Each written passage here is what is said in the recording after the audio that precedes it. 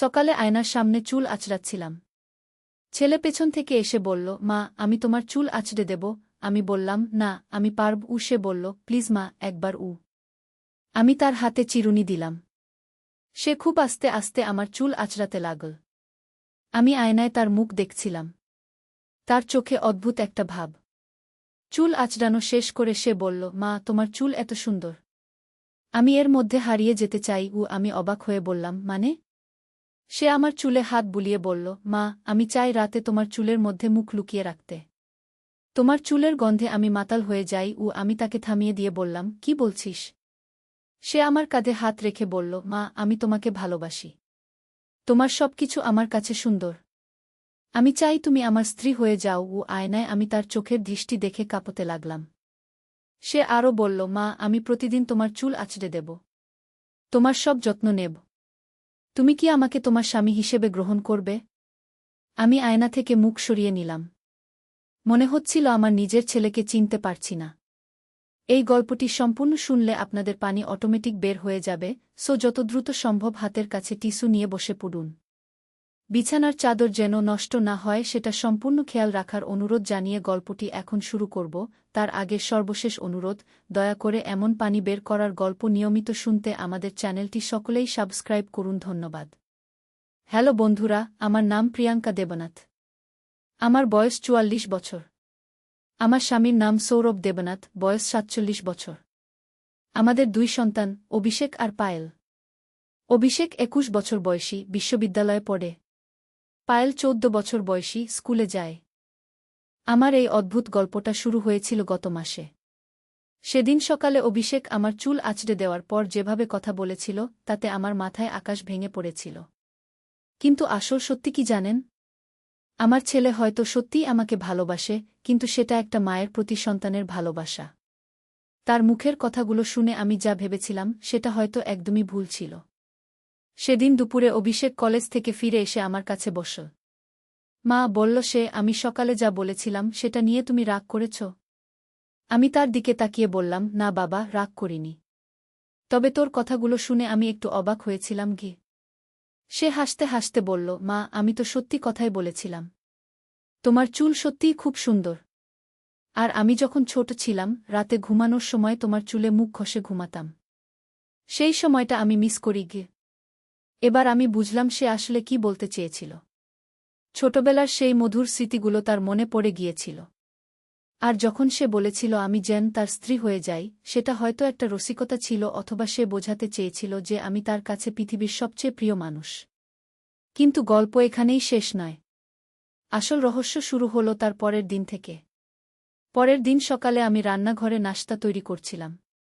হঠাৎ অভিষেক এসে বলল, মা, তুমি কি জানো আমাদের বাড়ির পুরনো আলমারিটার পেছনে একটা গোপন দরজা আছে? আমি অবাক হয়ে বললাম, কি বলছিস? কোনো গোপন দরজা? সত্যি মা, আমি গতকাল রাতে দেখেছি। আলমারিটা সরানোর চেষ্টা করছিলাম, তখন দেখি পেছনে একটা ছোট দরজা আছে। খোলার চেষ্টা করেছি কিন্তু খুলছে না।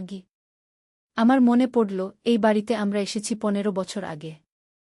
বাড়ির আগের মালিক ছিল একজন প্রত্নতত্ত্ববিদ। তার নাম ডক্টর হরিশচন্দ্র ভট্টাচার্য। তিনি নাকি পুরনো মূল্যবান জিনিসপত্র সংগ্রহ করতেন। অভিষেক বলল, মা, চল একবার দেখি ওখানে কি আছে। আমি এবং অভিষেক মিলে আলমারিটা সরালাম। সত্যিই পেছনে একটা ছোট্ট কাঠের দরজা দেখতে পেলাম। দরজায় একটা পুরনো তালা ছিল। এই তালা ভাঙতে হবে, অভিষেক বলল। আমি বললাম, আগে তোর বাবাকে জিজ্ঞেস করি। উনি বাড়ি এলে বলবো। কিন্তু অভিষেক ধৈর্য ধরতে পারল না। সে একটা হাতুড়ি নিয়ে এসে তালাটা ভেঙে ফেলল। দরজা খোলার সাথে সাথে আমাদের নাকে একটা পুরনো গন্ধ এসে লাগল। দরজার ভেতরে একটা ছোট্ট ঘর। সেখানে অনেক পুরনো বই, কাগজপত্র আর কিছু অদ্ভুত জিনিস রাখা আছে। একটা কোণায় একটা পুরনো ট্রাঙ্ক। অভিষেক উৎসাহিত হয়ে বলল, মা, এটা একটা গুপ্তধনের মতো। চল দেখি ট্রাঙ্কে কি আছে। আমরা ট্রাঙ্কটা খুললাম। ভেতরে কিছু পুরনো ছবি, চিঠি আর একটা ডায়েরি পেলাম। ডায়েরিটা খুলে দেখি ডক্টর হরিশচন্দ্র ভট্টাচার্যের লেখা। ডায়েরির প্রথম পাতায় লেখা, আমি এই বাড়িতে এমন কিছু লুকিয়ে রেখেছি যা পৃথিবীর ইতিহাস বদলে দিতে পারে। কিন্তু এটা এমন কিছু যা সবার হাতে পড়া উচিত নয়। আমি আর অভিষেক একে অন্যের দিকে তাকালাম। এটা কি সত্যিই কোনো বড় আবিষ্কার নাকি একজন বৃদ্ধ মানুষের কল্পনা? অভিষেক বলল, মা, এই ডায়েরিটা পুরো পড়তে হবে। হয়তো আমরা কোনো বড় রহস্যের সন্ধান পেয়ে গেছি। আমি বললাম, ঠিক আছে, কিন্তু এই ব্যাপারে কারো কাছে কিছু বলবি না। প্রথমে আমরা সব জেনে নেই। সেদিন সন্ধ্যায় পায়েল স্কুল থেকে ফিরল। সে আমাদের মুখ দেখে বলল, মা, তোমরা দুজনে কি কোনো চুরি করেছ? এত রহস্যজনক কেন দেখাচ্ছে? অভিষেক হেসে বলল, না দিদি, আমরা একটা পুরনো বই পেয়েছি। সেটা নিয়ে পড়াশোনা করছি। পায়েল বলল, কি বই? আমিও দেখব। আমি বললাম, এটা খুবই পুরনো আর বিরক্তিকর বই। তোর ভালো লাগবে না গি? কিন্তু পায়েল জেদ করল। শেষে আমরা তাকেও বলতে বাধ্য হলাম। তবে তাকে শর্ত দিলাম যে কারো কাছে কিছু বলবে না। সেদিন রাতে আমরা তিনজন মিলে ডায়েরিটা পড়তে শুরু করলাম। ডক্টর ভট্টাচার্য লিখেছেন যে তিনি একটা প্রাচীন মন্দিরের ধ্বংসাবশেষে কিছু অদ্ভুত পাথরের টুকরো পেয়েছেন।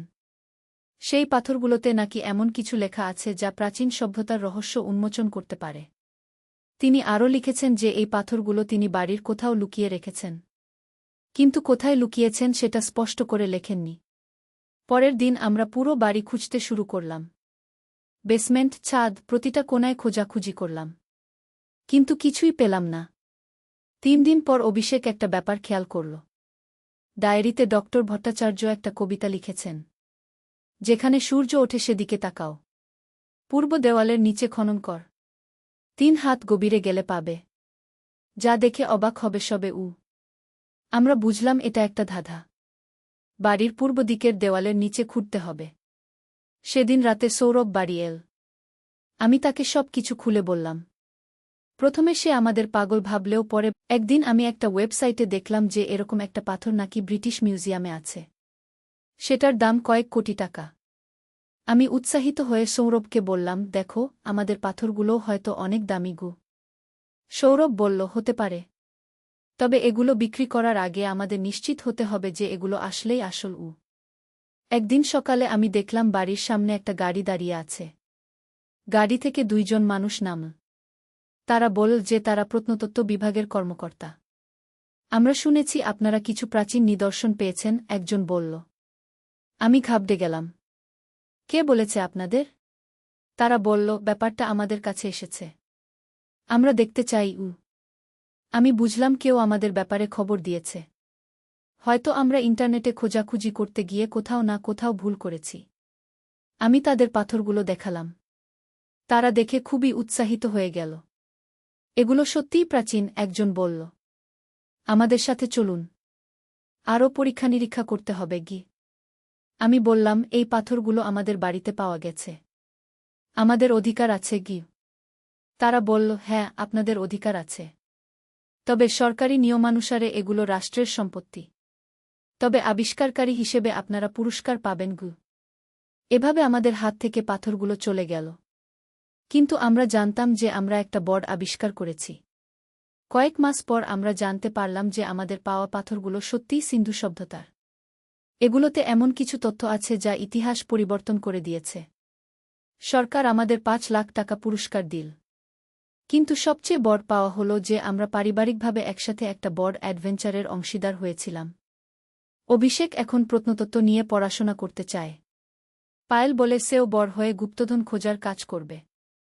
আর আমি বুঝেছি যে পারিবারিক বন্ধন যদি শক্ত থাকে তাহলে যে কোনো রহস্য উন্মোচন করা সম্ভব। সেদিন সকালে অভিষেক আমার চুল আঁচড়ে দেওয়ার সময় যা বলেছিল সেটা নিয়ে এখন আর কোনো ভুল বোঝাবুঝি নেই। সে সত্যিই আমাকে অনেক ভালোবাসে, একজন মায়ের প্রতি সন্তানের যেমন ভালোবাসা হয়। আর আমাদের বাড়ির গোপন দরজার পেছনের রহস্য, সেটা আমাদের পুরো পরিবারের জীবনে একটা নতুন মাত্রা এনে দিয়েছে। আমরা এখন একসাথে আরও অনেক রোমাঞ্চকর অ্যাডভেঞ্চারের স্বপ্ন দেখি। কখনো কখনো ভাবি, ডক্টর হরিশচন্দ্র ভট্টাচার্য কি জানতেন যে তার লুকিয়ে রাখা এই পাথরগুলো একদিন আমাদের পরিবারের কাছে এমন একটা সুন্দর অ্যাডভেঞ্চার নিয়ে আসবে? হয়তো তিনি চেয়েছিলেন যেন একটা সুখী পরিবার তার রেখে যাওয়া রহস্যের উত্তর খুঁজে বের করে। আর আমাদের পরিবারই ছিল সেই ভাগ্যবান পরিবার। এখন আমি যখন আয়নার সামনে চুল আঁচড়াই, অভিষেক মাঝে মাঝে পেছন থেকে এসে বলে, মা, আজকে আমরা কি নতুন কোনো রহস্যের খোঁজ করব? আর আমি হেসে বলি, হ্যাঁ বাবা, জীবনে তো আরও অনেক রহস্য আছে উন্মোচন করার জন্য। পায়েল বলে, মা, আমি যখন বড় হব তখন আমরা পুরো পৃথিবী ঘুরে ঘুরে গুপ্তধন খুঁজব। সৌরভ বলে, আর আমি তোমাদের সবার নিরাপত্তার দায়িত্ব নেবগু। এভাবেই আমাদের পরিবারে একটা নতুন স্বপ্ন জন্ম নিয়েছে, একসাথে অ্যাডভেঞ্চার করার, নতুন নতুন রহস্যের সন্ধান করার। আর সবচেয়ে বড় কথা হল, এই পুরো ঘটনা আমাদের পরিবারের বন্ধনকে আরও শক্ত করেছে। আমরা বুঝেছি যে একসাথে থাকলে, একসাথে চেষ্টা করলে যে কোনো কঠিন কাজ সহজ হয়ে যায়। এই গল্পের শেষে আমি বলতে চাই যে পারিবারিক ভালোবাসা আর একটাই হল জীবনের সবচেয়ে বড় গুপ্তধন। যে কোনো রহস্য, যে কোনো অ্যাডভেঞ্চার এই ভালোবাসার কাছে তুচ্ছ। আর হ্যাঁ, আমাদের বাড়িতে আরও কোনো গোপন দরজা আছে কিনা সেটা এখনও আমরা খোঁজাখুঁজি করছি। কে জানে, হয়তো আরও কোনো চমকপ্রদ আবিষ্কার আমাদের জন্য অপেক্ষা করছে। তবে এবার আমরা আরও সাবধান। যে কোনো আবিষ্কারের আগে আমরা সরকারি নিয়মকানুন মেনে এগোব। কারণ আমরা চাই আমাদের আবিষ্কার যেন মানুষের কল্যাণে কাজে আসে। এই ছিল আমাদের পারিবারিক অ্যাডভেঞ্চারের গল্প। একটি সাধারণ সকালের ঘটনা থেকে শুরু হয়ে কিভাবে আমাদের জীবনে একটা অসাধারণ রোমাঞ্চকর অভিজ্ঞতা এসেছিল। আশা করি আপনাদেরও জীবনে এরকম সুন্দর পারিবারিক অ্যাডভেঞ্চার আসবে। মনে রাখবেন, সবচেয়ে বড় গুপ্তধন হল পারিবারিক ভালোবাসা। কিন্তু আমাদের রহস্যের গল্প এখানেই শেষ নয়। কয়েক সপ্তাহ পর আরও একটি অদ্ভুত ঘটনা ঘটল। একদিন সন্ধ্যায় আমি রান্নাঘরে কাজ করছিলাম। হঠাৎ অভিষেক দৌড়ে এসে বলল, মা, তুমি বিশ্বাস করবে না, আমি আমাদের বাগানে আরও একটা অদ্ভুত জিনিস পেয়েছি। আমি হাত ধুয়ে তার সাথে বাগানে গেলাম। সেখানে দেখলাম গোলাপ গাছের নিচে একটা ছোট্ট ধাতুর বাক্স। এটা কোথায় পেলি? আমি জিজ্ঞেস করলাম। মা, আমি গোলাপ গাছে পানি দিচ্ছিলাম। হঠাৎ দেখি মাটি থেকে এটা একটু বেরিয়ে আছে। তুলে দেখি এটা একটা পুরনো বাক্স। কিন্তু সাবধান, সেই কক্ষে প্রবেশের আগে তোমাকে 3টি ধাঁধার সমাধান করতে হবে। যদি ভুল উত্তর দাও, তাহলে কক্ষটি চিরকালের মতো বন্ধ হয়ে যাবে। শুভকামনা, ডক্টর হরিশচন্দ্র ভট্টাচার্য। আমি আর অভিষেক একে অপরের দিকে তাকালাম। এ যেন এক অন্তহীন রহস্যের জাল। মা, অভিষেক বলল, আমাদের বাড়ির পেছনে সত্যিই একটা পুরনো কুয়া আছে। আমরা সবসময় ভাবতাম ওটা শুধু সাজানোর জন্য। সেদিন রাতে সৌরভ বাড়ি এলে আমরা তাকে সব বললাম। এবার সে আরও সতর্ক হয়ে বলল, এবার আমাদের আরও সাবধানে এগোতে হবে। যদি সত্যিই কোনো গোপন কক্ষ থাকে, তাহলে সেটা বিপজ্জনক হতে পারে। পরের দিন আমরা কুয়ার কাছে গেলাম। কুয়াটা দেখতে সাধারণ পুরনো কুয়ার মতোই, কিন্তু ভালো করে দেখলে কুয়ার দেওয়ালে কিছু অদ্ভুত চিহ্ন খোদাই করা। সৌরভ একটা দড়ি আর টর্চ নিয়ে কুয়ার ভেতরে নামল। প্রায় 20 ফুট নিচে গিয়ে সে চিৎকার করে বলল, এখানে সত্যিই একটা দরজা আছে। আমরা সবাই উৎসাহিত হয়ে গেলাম। কিন্তু সৌরভ বলল যে দরজার সামনে 3টা প্রশ্ন লেখা আছে। প্রশ্নগুলোর উত্তর সঠিক হলেই দরজা খুলবে। আমি আর অভিষেক আর পায়েল সবাই মিলে কুয়ার ভেতরে নামলাম। সেখানে দেখলাম একটা পাথরের দরজা। দরজার উপরে 3টা প্রশ্ন খোদাই করা। প্রশ্ন 1, যা আছে সবার কাছে কিন্তু কেউ ধরতে পারে না, সেটা কি? প্রশ্ন 2, যা রাতে জন্মে, দিনে মরে কিন্তু কখনো শেষ হয় না, সেটা কি? প্রশ্ন 3, যার অনেক মুখ আছে কিন্তু মুখ নেই, অনেক হাত আছে কিন্তু স্পর্শ করতে পারে না, সেটা কি? আমরা সবাই মিলে ভাবতে লাগলাম।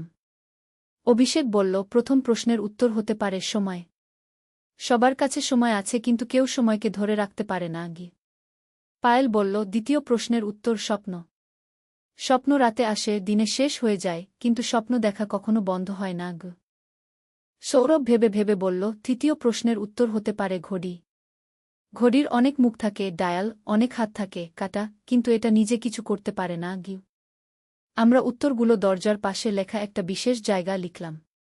হঠাৎ দরজা একটা গভীর শব্দ করে খুলে গেল। দরজার ভেতরে একটা ছোট্ট কক্ষ। সেখানে একটা পুরনো ডেস্ক, একটা চেয়ার আর দেওয়ালে অনেক পুরনো বই সাজানো। ডেস্কের উপরে একটা চিঠি রাখা। অভিনন্দন, তুমি আমার সব ধাঁধার সমাধান করতে পেরেছ।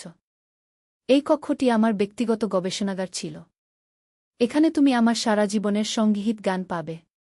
এই বইগুলোতে প্রাচীন সভ্যতার অনেক রহস্য লেখা আছে। আমি চাই এই জ্ঞান ভবিষ্যৎ প্রজন্মের হাতে পৌঁছে যাক। তুমি যদি এই জ্ঞানের সদ্ব্যবহার করতে পার, তাহলে মানবজাতির অনেক উপকার করতে পারবে। আর হ্যাঁ, এই কক্ষের এক কোণে একটা ছোট্ট সেফ আছে। সেখানে আমার সংগৃহীত কিছু মূল্যবান রত্ন রাখা আছে। এগুলো তোমার প্রাপ্ত পুরস্কার। শুভকামনা, ডক্টর হরিশচন্দ্র ভট্টাচার্য। আমরা সেফটি খুলে দেখলাম ভেতরে সত্যিই কিছু দামি রত্ন আছে। কিন্তু আসল সম্পদ ছিল সেই বইগুলো। পরবর্তী কয়েক মাস আমরা সেই বইগুলো পড়ে অনেক কিছু জানতে পারলাম। ডক্টর ভট্টাচার্য সত্যিই একজন মহান গবেষক ছিলেন। তার লেখা একটা বইয়ে ভারতের প্রাচীন গুপ্ত মন্দিরগুলোর অবস্থান আছে। আরেকটা বইয়ে আছে প্রাচীন চিকিৎসা পদ্ধতির বিবরণ। আমরা এই তথ্যগুলো বিশ্ববিদ্যালয়ের প্রত্নতত্ত্ব বিভাগের সাথে শেয়ার করলাম। তারা খুব খুশি হয়ে আমাদের আরও পুরস্কার দিল। কিন্তু সবচেয়ে বড় পাওয়া হল যে আমাদের পরিবার এখন একসাথে গবেষণার কাজে জড়িত। অভিষেক প্রত্নতত্ত্বে অনার্স করছে। পায়েল ইতিহাসে আগ্রহী হয়ে উঠেছে। আর আমি ডক্টর ভট্টাচার্যের প্রাচীন চিকিৎসা পদ্ধতি নিয়ে পড়াশোনা করছি। হয়তো এই জ্ঞান দিয়ে মানুষের সেবা করতে পারব। সৌরভ আমাদের সবার কাজে সাহায্য করে যাচ্ছে। সে বলে আমার পরিবার এখন একটা গবেষক দল।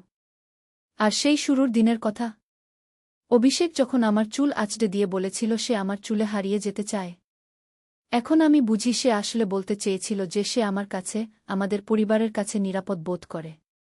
আর সত্যিই এই পুরো অ্যাডভেঞ্চারে আমরা একে অপরের আরও কাছে এসেছি। আমরা এখন জানি যে পারিবারিক ঐক্যই আমাদের সবচেয়ে বড় শক্তি। আজকাল আমি যখন আয়নার সামনে চুল আঁচড়াই, অভিষেক এসে বলে, মা, আজকে আমরা কোনো বই পড়ব? পায়েল বলে, মা, আমি যখন বড় হব তখনও কি আমরা একসাথে এই গবেষণার কাজ করব? আর আমি হেসে বলি, হ্যাঁ বাবা, আমরা সারা জীবন একসাথে গানের খোঁজ করব। এই গল্পের শিক্ষা হল যে জীবনের সবচেয়ে বড় গুপ্তধন হল পারিবারিক ভালোবাসা আর একতা। যখন পরিবারের সবাই একসাথে থাকে তখন যে কোনো রহস্যের সমাধান সম্ভব। আর হ্যাঁ, আমাদের এই অ্যাডভেঞ্চার এখনও শেষ হয়নি। ডক্টর ভট্টাচার্যের বইগুলোতে আরও অনেক রহস্যের ইঙ্গিত আছে। হয়তো ভবিষ্যতে আমরা আরও বড় কোনো আবিষ্কার করব। কিন্তু যাই হোক না কেন, আমরা জানি আমরা একসাথে আছি। আর এটাই আমাদের সবচেয়ে বড় সম্পদ। এই ছিল আমাদের পারিবারিক রহস্য আর অ্যাডভেঞ্চারের সম্পূর্ণ গল্প। আশা করি আপনাদের ভাল লেগেছে। আর মনে রাখবেন, প্রতিটি পরিবারেই লুকিয়ে আছে অসীম সম্ভাবনা। শুধু দরকার একসাথে থেকে সেই সম্ভাবনাকে কাজে লাগানো।